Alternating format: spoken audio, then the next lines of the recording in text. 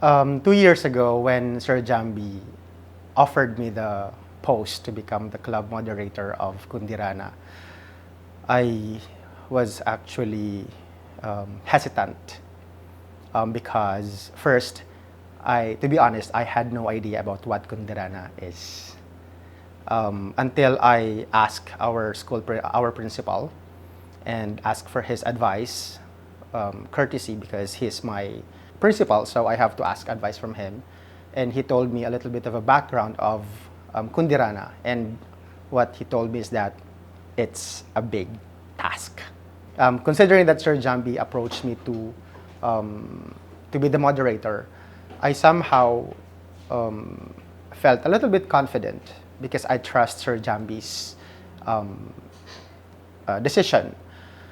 I did not expect that it's going to be a meaningful journey towards with Kundirana. I thought it will be just full of responsibilities, parang puro lang trabaho that will somehow distract me from doing my job as a teacher. K22 was very challenging, but K23, it's more challenging, but mas tumatak. Simply because I think because of the bond that the group has and has been having until now. Sabi ko nga in one of my Facebook posts, if I were the father or hindi pa man ako tatay ng Kundirana, I feel so proud na. What more pa kaya kung ako na talaga yung totoong father nila, simply because I am really proud of the boys. So yung journey ng K23 started 2 years before in K22, because marami sa mga K23 ay member ng K22, no? And K22 was the batch that was still affected by the pandemic, no?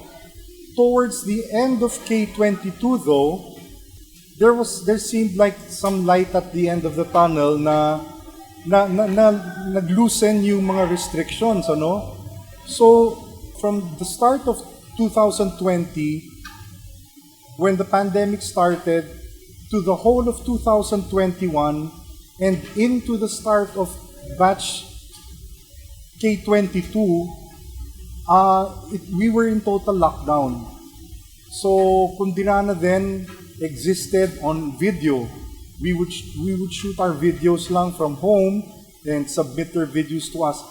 Inabutan ng mga K22 veterans yon, yung mga members ng K23 that were members of K22, inabutan nila yung times na all we had to do, we had to shoot our videos at home, send them over via email, then make a video edits. So inabot namin yun. It was totally different from what we were used to.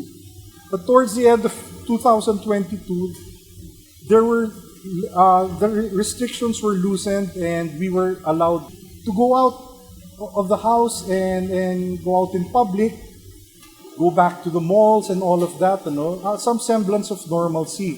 So naisip namin noon that we can meet face to face with K22 by creating what we call a bubble. Na we propose na magkita-kita kaming K22 dito over a span of 2 days and 1 night, wherein we can shoot our videos, and we would stay here isolated for 2 days and 1 night.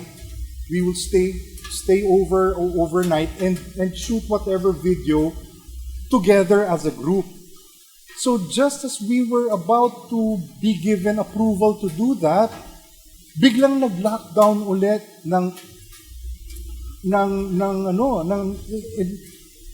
I forgot what part of the year of that was already, but it was towards the end of K22, we were locked down ulit. Okay, so medyo nabitin ulit kami. Then eventually, after a month or two, pinayagan ulit kami, and restrictions were loosened again. So agad-agad, there was no need to create a bubble anymore. We were allowed to rehearse in the Kundirana Hall. And that was, I remember, in April. Late March to around April of 2022. And we were able to rehearse and come up with a 1 hour repertoire, 1 hour worth of music. No? So we rehearsed, and after building a 1 hour worth, a 1 hour repertoire, we started gigging, and we had one gig at that time. We played in DLSU. We played in DLSU for the students' event, and we played for about 20 minutes, 30 minutes, no? And we were really ecstatic. We were really ecstatic talaga, batch 22. Unfortunately, after that gig, there wasn't much opportunities opening up to do live gigs because nga, bagamat pwede nang lumabas in public, hindi pa rin pwede mag-close contact. Rules about social distancing were still very strict. So gigging for K22 did not materialize. It only materialized towards the end of their stint as batch 22, where we prepared for our first concert, full-length concert in the BDC. And sadly, it was our first full-length show, and sadly, our last full-length show as well. So it was a maiden concert and a farewell concert at the same time. I keep on bragging this. I always brag that Kundirana is not just a band. We are truly developing boys or individuals, talented individuals who have the heart for everyone. Yes, Sir Monet, the admin, Sir Manny, are honing them to become really competent and excellent performers. But beyond that, what we are creating are humane or members who have values, students who are humble, despite having somehow good skills or talents when they perform. They always surprise us, even if they have been singing the same repertoire. But for me as a moderator, every performance is a different experience. So in comes the next batch, 2023, where we had a few veterans from K22 and we auditioned new members for K23. Ayan. So fortunately for K23, it was full-time face-to-face na here in school and around the country and around the world. It was face-to-face already. So we were allowed the opportunity to rehearse like we did before. So talagang puspos kami sa ensayo noon, and it was exhilarating because after 3 years of lockdown, suddenly Kundirana 2023 was the first batch that came out of that lockdown and was able to rehearse face to face. And we approached that time with much enthusiasm, with much vigor, with much excitement.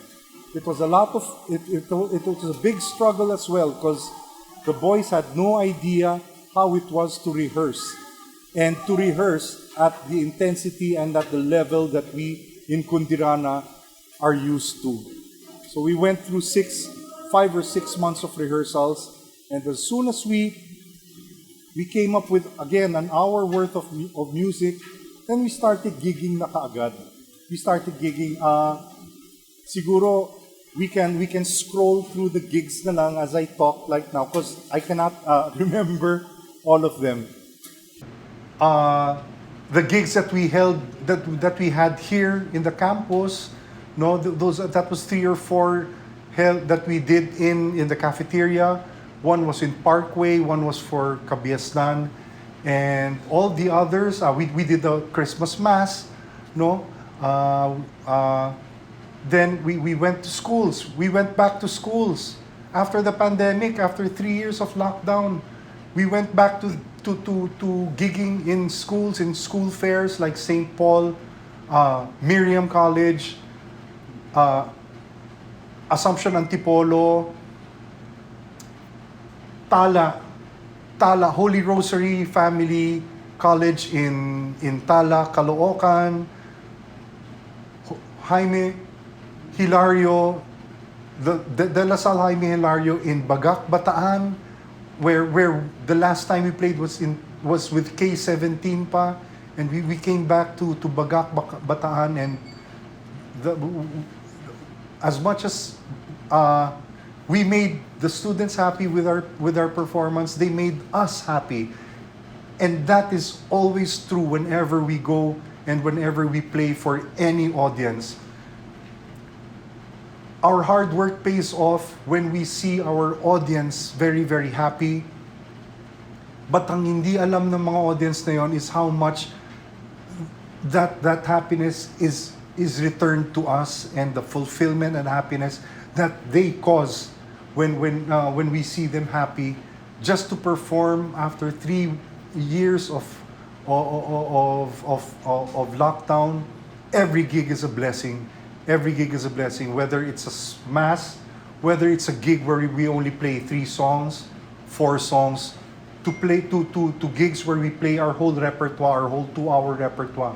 We finally also broken into the corporate world. We have done 3 or 4 shows for corporate events like Pru Life, AXA.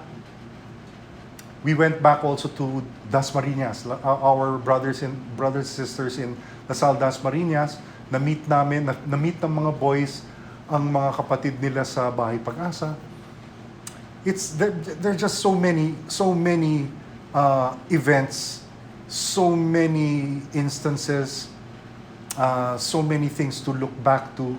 Not only the gigs, but our just rehearsing here in K Hall, where we spent hours and hours. Most memorable, Santiago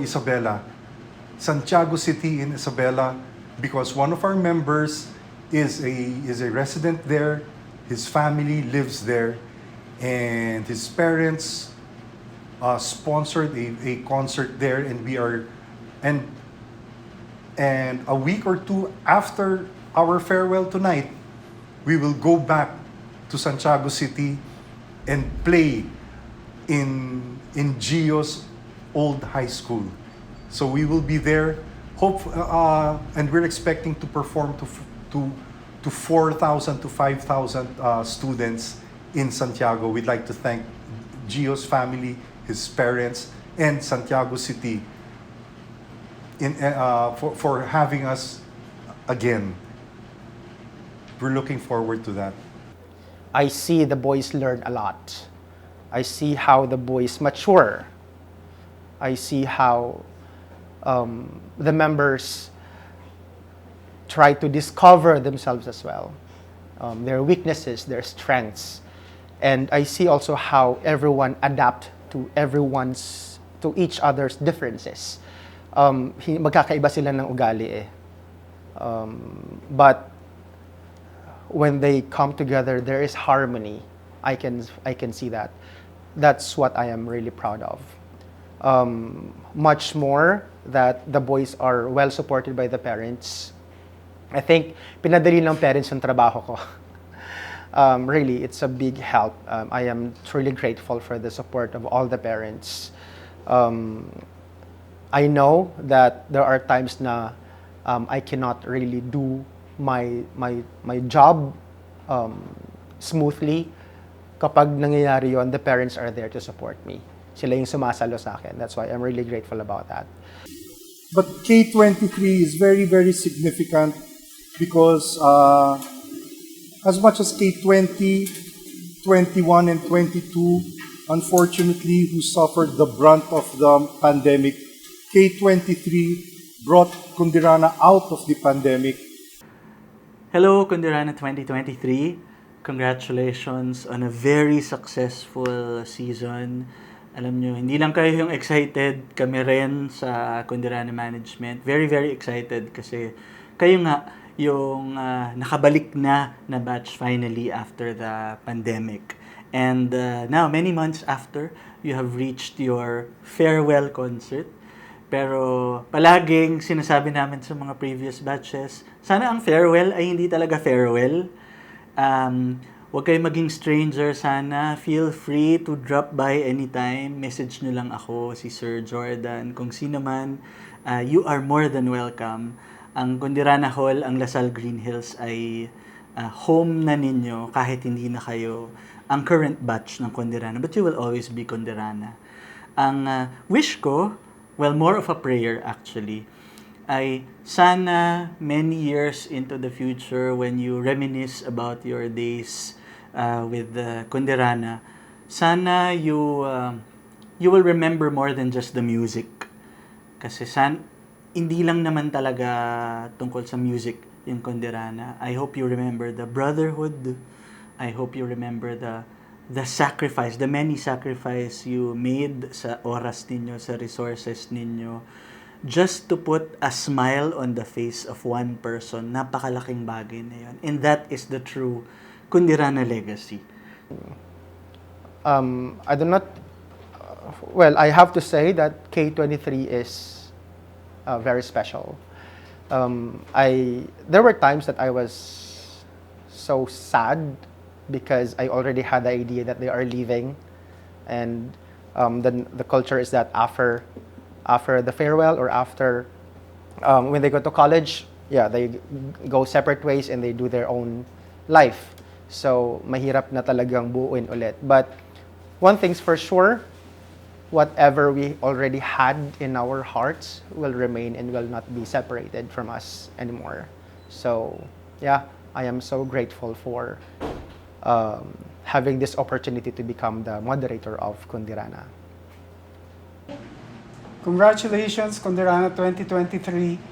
Now you know that all your hard work pays off in terms of having memorable gigs, enjoyable performances, and that you are able to share and uplift the spirits of your audiences. I know that it's a fulfillment of all your hard work and perseverance, and I congratulate you on that. Congratulations, Kundirana 2023. You are officially part now of that Kundirana legacy, and God bless all of you. For the batch that just came out from the pandemic, I'm so proud of the boys, so proud of them, and I'm so happy for them and their families that we experienced gigging again like it was in the pre-pandemic times. No? So I'm so proud of the boys for their efforts and for what they've become, not only as performers but as young gentlemen who face real world challenges, face-to-face challenges, and they came out fighting and they came out with flying colors. And I'm happy to share with you that we have entertained thousands of people since we started gigging. Thank you to all the families of the members for all their love and support that helped make this year really a memorable experience for everybody involved. Thank you very much.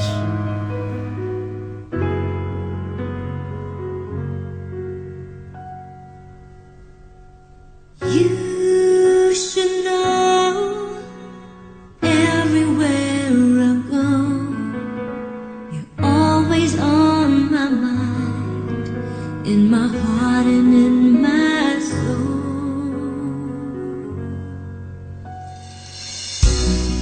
You know our love was meant to be. Had a love that lasts forever.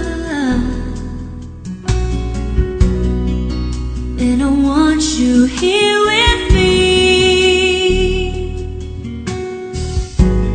From tonight until the end of time, you should know. I will miss K23 boys very, very much, and their families. It has been a wild and heartwarming ride, and I will never forget this. I will never forget this. So thank you very much, K23 boys and K23 parents and families. Marami pong salamat. Nagsimula ang lahat sa eskwela, nagsama-samang 12, sa kalokohan at sa tuksuhan, hindi maawat sa isa't isa. Madalas ang standby sa cafeteria, isang barkada na kay saya, laging may hawak-hawak na gitara, konting udyok lamang kakanta na. Kay simple lamang ng buhay nun, walang mabibigat na suliranin. Problema lamang lagi, kulang ang gatong. Saan na napunta ang panahon? Saan na nga ba? Saan na nga ba? Saan na napunta ang panahon? Saan na nga ba? Saan na nga ba? Saan na napunta ang panahon? Sa unang ligaw kayo'y magkasama, magkasabwat sa pambobola. Walang sikreto kayong tinatago, o kay sarap ng samahang barkada. Nagkawatakan na sa koleyo, kanya-kanya na ang lakaran. Kahit minsanan na lang kung magkita, magkakaibigay hindi nawala. Napakahirap malimutan ang saya ng aming samahan. Kahit lumipas na ang ilang taon, magkabarkada pa rin ngayon. Magkaibigan,